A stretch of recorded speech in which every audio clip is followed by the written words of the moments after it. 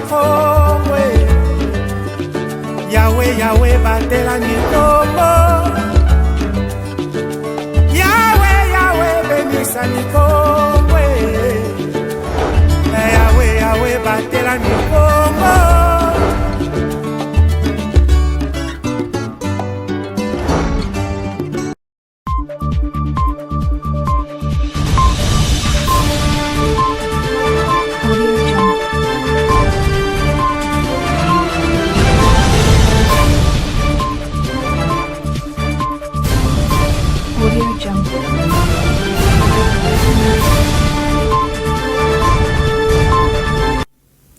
Excellent week-end à toutes et à tous. Mesdames et messieurs, merci d'être avec nous dans le cadre de cette session d'information.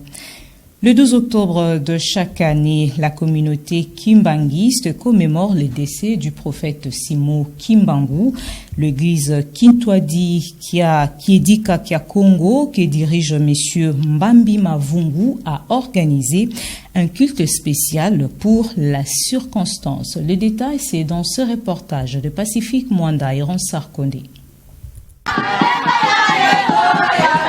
Décédé le 12 octobre 1951, le prophète Simon Kimbangu vient de totaliser 73 ans dans l'au-delà. Commémorer sa mort est une évidence pour l'église Kintwadi Kiakedika Congo, dirigée par son visionnaire M. Mbambi Mavungu, qui, en honneur de ses grands esprits Congo, a organisé un culte spécial pour la circonstance. Tout a commencé par un carnaval du rond-point Kimbangu ex-Coca-Cola, en passant par Voie d'où les copains jusqu'au pied du mont Kinzao, ex-Picambien, au siège du temple. Prières, chants, prédications et autres, tels sont les temps forts qui ont marqué cet événement.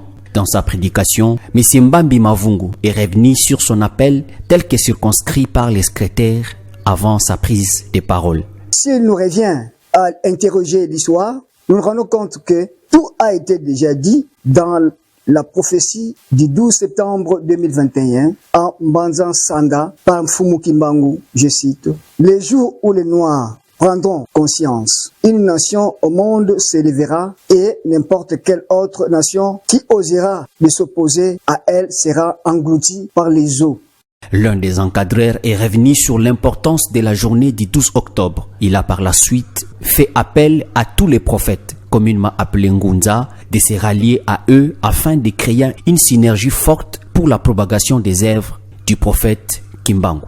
C'est une journée commémorative du Seigneur Kimbangu. Le Kimbangu dont nous parlons, le Kimbangu de 1921. Partant de cette occasion, nous avons aussi voulu lancer un message, non seulement au Congo central, mais encore en Église, mais au monde. La chair et l'esprit, c'est l'esprit qui est grand. Mais l'esprit habite la chair. C'est ainsi l'esprit lui-même, par sa miséricorde, va commencer à révéler. L'éminence même à Mavungu, il va être visité pour la première fois par Fumu Kimbangu. Il va lui dire de réunir les Bangunza, les exhorter de ne pas se donner aux mensonges et aux fausses pratiques.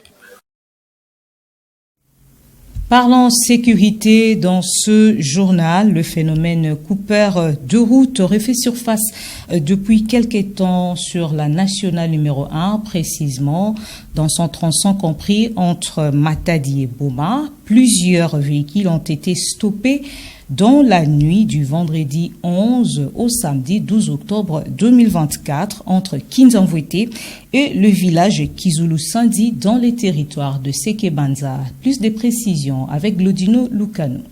Le phénomène coupeur des routes continue à faire parler de lui dans la province du Congo central sur la route nationale numéro 1. Hormis les tronçons compris Matadi-Kinshasa, il est également remarqué depuis quelques jours sur la route Boma-Matadi. La nuit du vendredi 11 au samedi 12 octobre n'était pas agréable pour les usagers de cet axe routier. Plusieurs véhicules ont été braqués par des inciviques non autrement identifiés munis des armes à feu entre Kinzanvwete et les villages Kizulu Sandi dans le territoire de Sekebanza. Plusieurs biens de valeur ont été emportés et des dégâts matériels enregistrés. Un de ces malfrats vivant dans la ville de Boma, mieux connu sous le nom d'Nkosi Kibota, a été arrêté par la population. Le constat a été fait par le commissaire supérieur principal et commandant du commissariat urbain ville de Boma, Paul Miliamwe, et qui est arrivé sur les lieux de l'événement quelques minutes après avoir été saisi.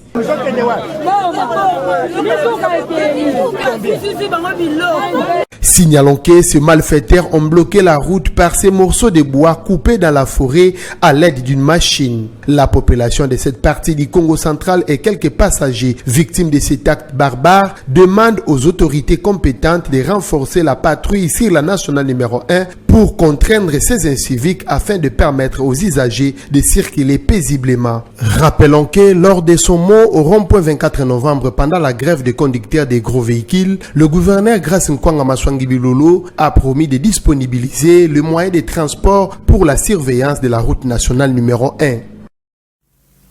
Grève des enseignants, on en parle aussi dans cette édition du journal. La chef du gouvernement a réagi. Je pense qu'une dose de patriotisme est évidente dans cette affaire, a dit Judith Toulouka Souminois dans une interview accordée à la presse dans le cadre de ses 100 premiers jours. Elle a recommandé aux enseignants d'éviter de pénaliser les enfants qui risquent une année blanche. Suivez. Une bonne partie des enseignants ne donnent pas cours et beaucoup parlent déjà de la menace d'une prochaine année blanche. En les regardant dans les yeux en ce moment, qu'est-ce que vous leur dites? Mais ce que je dis, il y a eu une commission paritaire sur laquelle le banc syndical et le banc gouvernemental s'est mis d'accord.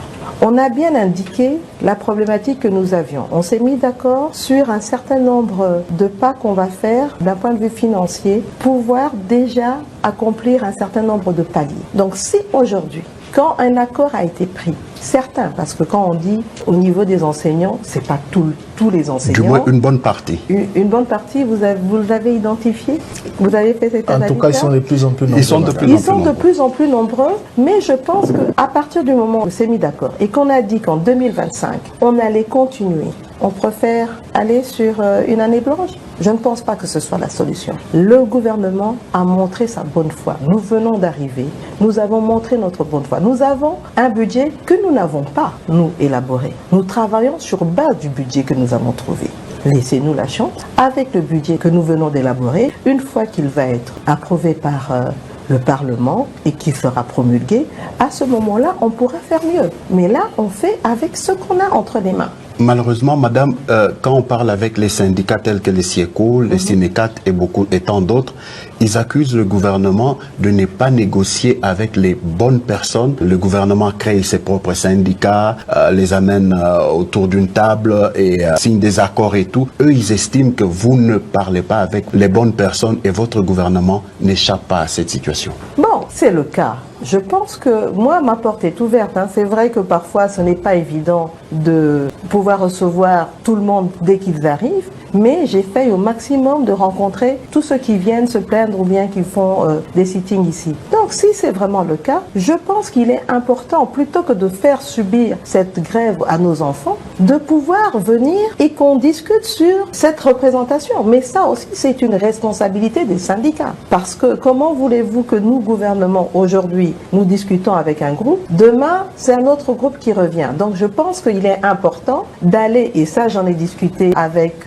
les représentants de l'intersyndicale, pour s'assurer qu'on puisse aller vers les prochaines élections syndicales, qu'il y ait un renouvellement, et comme ça, au moins, on pourra avoir les personnes qu'il faut, avec qui on va pouvoir discuter. Mais pour l'instant, je pense qu'une certaine dose de patriotisme est importante pour ne pas laisser nos enfants à l'abandon et permettre au moins que ces enfants puissent aller à l'école. Tout à fait. Autre chose, le vice-premier ministre en charge de l'intérieur, sécurité, décentralisation et affaires coutumières Jacquemin Chabaniloko a présidé vendredi 11 octobre 2024 la réunion d'évaluation du comité de pilotage pour la sécurisation des élections des élus provinciaux et nationaux prévue le 15 décembre à Yakoma. Suivez. Ce n'est qu'une affaire des jours. Les élections des députés provinciaux et nationaux sont confirmées pour ce 15 décembre à Massimbanimba, au Kwilu et à Yakoma, au nord Ubangi. Les calendriers électoraux étant disponibles, la population de cette partie de la République démocratique du Congo trouve les bouts du tunnel. L'accomplissement de ses devoirs constitutionnels a fait l'objet d'une entrevue au ministère de l'Intérieur. La sécurité de ces élections, c'est l'objet principal de cette réunion d'évaluation du comité de pilotage pour la sécurisation de ces élections, présidée par le vice-premier ministre en charge de l'intérieur, sécurité, décentralisation et affaires coutumières, Jacquemin Chabani. Le fait a été circonscrit par le secrétaire exécutif national de la Commission électorale nationale indépendante CENI. Les élections auront lieu le 15 décembre. La réunion a permis que nous soyons rassurés, nous CENI. La situation sécuritaire est calme et que nous pouvons tenir les élections au 15 décembre. Donc nous ne pouvons que compter sur ce que les autorités compétentes en la matière nous disent. Rappelons que les élections du second degré, notamment celles des gouverneurs et sénateurs, seront organisées très prochainement. Poursuivi pour négationnisme du génocide de Tutsi au Rwanda au tribunal judiciaire de Paris, le procès Charles Onana, auteur du livre Holocauste au Congo, l'omerta de la communauté internationale a pris fin le vendredi 11 octobre 2024. Le juge a pris l'affaire en délibéré et se prononcera le 9 décembre de l'année en cours. Ce journaliste écrivain camerounais a reçu l'assistance de Congolais. Dans une interview accordée à la presse, Charles Onana a demandé aux Congolais à ne pas se laisser intimider par l'attitude de médias qui soutiennent Paul Kagame. Suivez. La première chose que je veux dire, c'est un énorme merci parce que je pense que les Congolais et beaucoup de Rwandais m'ont apporté un soutien important pendant toute cette période qui n'était pas une période facile parce que une grande partie des médias soumis au FPR, à Paul Kagame, m'a traité quasiment de négationniste avant même que je ne sois jugé. C'est-à-dire que la notion de la présomption d'innocence est complètement ignorée ici parce que c'est la voix de Paul Kagame qui est importante. C'est-à-dire qu'en fait, on se retrouve en France dans une situation où c'est un dictateur africain qui est au pouvoir depuis 30 ans et qui a mis le Rwanda et la République démocratique du Congo en coupe réglée, qui vient faire la loi et qui impose aujourd'hui sa loi à la France. Donc, j'espère que la justice française ne se laissera pas impressionner par ce diktat. Je sais que Kagame avait demandé la tête du procureur Carla Del Ponte au tribunal pénal international. Il l'a eu. Il a demandé à obtenir la destruction de l'enquête du juge Bruguière. Il l'a eu. Et aujourd'hui, il demande la tête de Charles Onana. J'espère qu'il ne l'aura pas. Mon avocat a déposé plainte pour menace de mort parce que le 13 juillet dernier, M. Paul Kagame a dit que des gens comme moi doivent mourir. Nous prenons ces menaces au sérieux, mais vous n'allez pas vous inquiéter pour moi parce que M. Kagame a des millions de morts sur les bras. Il s'en moque éperdument. La seule chose que je veux dire au peuple congolais aujourd'hui, ne vous laissez pas impressionner par la communauté internationale. Ne vous laissez pas intimider par l'attitude et des médias qui soutiennent Paul Kagame et de l'attitude de Paul Kagame lui-même. Il va falloir aujourd'hui que les Congolais comprennent que si ils laissent Paul Kagame faire, ce pays disparaîtra. Dans le monde, une femme sur 8 en vie a été victime d'un viol ou d'une agression sexuelle avant l'âge de 18 ans, selon l'UNICEF. Esther Ruiz, porte-parole de l'organisation spécialiste de la protection de l'enfance, parle de ces chiffres alarmants. C'est sur TV5 Monde que l'information a été relayée. Suivez. Oui, dans le cas de cette région, on a 79 millions de filles et de femmes qui sont affectées, selon les estimations. Et on sait que dans les conflits armés, et on a des conflits armés dans la région, où quand les personnes elles migrent, ils sont plus exposés à la violence sexuelle. Ça, c'est une des raisons par lesquelles les filles et les femmes de cette région sont plus exposées à la violence. Mais ce que je veux dire aussi, c'est que la violence sexuelle, c'est partout, on le sait bien. Et c'est dans tout le monde, c'est dans tous les pays. Et on a peut-être plus de données de certains pays que d'autres, mais c'est toujours difficile à savoir exactement combien de filles et de femmes sont victimes parce que les personnes ne dénoncent pas les données qu'on a. Comme je dis, ce sont des estimations, mais combien de filles et de femmes sont vraiment victimes, c'est vraiment difficile, on ne le saurait jamais. Difficile donc d'avoir des chiffres précis. Ces violences, elles qui touchent les jeunes filles donc et également les femmes, elles interviennent souvent dans un cadre familial, hein, c'est bien ça? Oui, c'est vrai que la majorité des cas sont des cas dans les familles ou des personnes proches.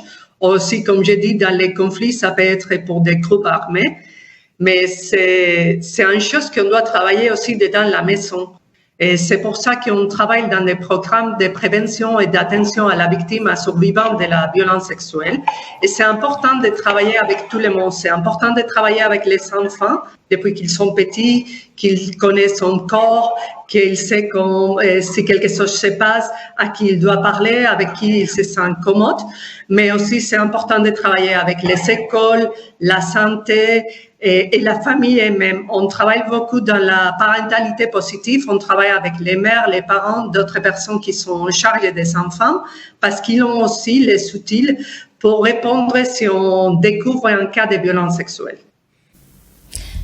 Ainsi se termine cette session d'information du week-end. Mesdames et messieurs, merci à vous de nous avoir suivis. Le programme continue sur Ma Bannière Télévision. Au revoir.